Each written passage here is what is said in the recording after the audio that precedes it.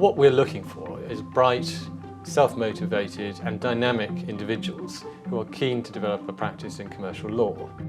And that can be demonstrated in a wide variety of ways, and it can be demonstrated by candidates from a wide variety of backgrounds. I think there are two reasons why 7KBW should be at the top of anyone's list. The first is the exceptional nature of the work. We are at the forefront of some of the biggest commercial matters. And the second reason is that it is a really fantastic, collegial, friendly place to work.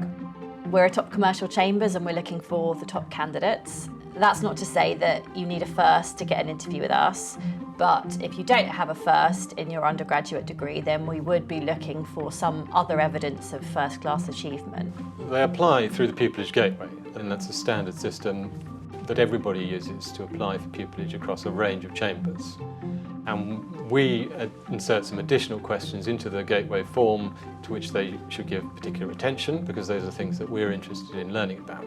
My advice to people who are applying to become pupils would be to think of your written application, as well as your interviews, as your first piece of advocacy. We are very keen to make sure that we appeal to the widest possible range of candidates, and we are working with organisations such as the 93% Club and Bridging the Bar to access candidates who may traditionally not have thought that a career at the commercial bar was for them.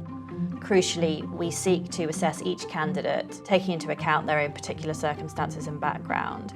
And part of the way that we do that is we use something called the rare contextual recruitment system. The importance of the contextual data is it gives us information, such as, for example, where people have been the beneficiaries of free school meals, or have been carers, or been in care. So, for example, if you're a candidate who did particularly well at your particular school, if your A-level results were far better than the average, that gives us very useful information in terms of setting you apart as a candidate. We select people then for 2 rounds of interview. The first round of interview is a relatively short process. You will get an exercise shortly before the interview, and then you'll be assessed remotely by 2 interviewers. We then select from those people who've been to the first round interview a pool of about 30 candidates who are invited to another interview. The application interview is a lot like appearing in court. Essentially, 3 days before the interview, you're given a case and you're asked to write a skeleton argument to appeal it. During the advocacy exercise, we are trying to test the ability of candidates, so we will interrupt, we will ask awkward questions, but we try to make it fair. It sounds like it's going to be completely horrendous. That you're going to be interviewed by a number of different people in chambers. The reality of it is that everyone was really, really friendly. It very quickly became sort of a back and forth conversation, and it was actually one of my most enjoyable interviews, to be honest. And we're really very keen that people who are interested in commercial law come and look at us. If necessary, if possible, do a mini-pupillage. The format of a mini-pupillage is generally that candidates will come in for 1 day. They will sit with a junior member of chambers, a senior member of chambers, and also will meet with one of our clerks. And that gives them the opportunity to see a little bit of the variety of the work that we do and to get to meet people, to get a flavour of what life is like in chambers. I went to a state school. I did the unique summer school and decided to apply to Oxford. I got in, and that's where I studied law. In terms of the commercial bar, I did sort of a number of mini-pupillages, sort of work out which area I wanted to go into, and that made me want to apply. Our mini-pupillages are not assessed, so we don't provide feedback to the pupillage committee, and it doesn't form any part of a recruitment decision subsequently. We think that it's important not to assess our mini-pupils because the primary purpose of a mini-pupillage, as we see it, is for mini-pupils to find out about us. We have 3 rounds of mini-pupillage, and they are in the autumn, the spring and the summer.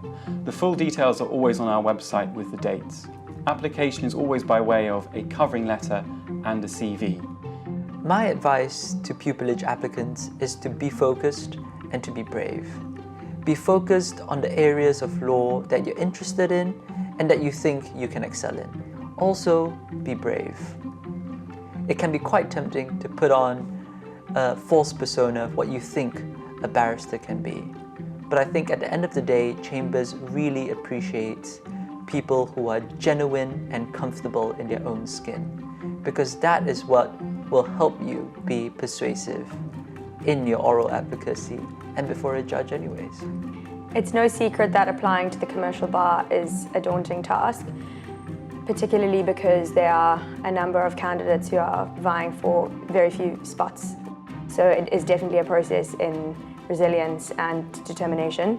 If you are serious about applying somewhere, you have to have really thought about why it is that you want to be there and why you are a fit for that place.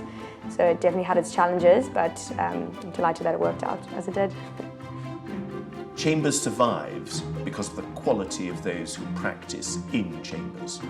And the best pupils doesn't actually just mean those who are academically superior. It means the best people who are pupils and who will be barristers. So the pupils that we take are the future of Chambers.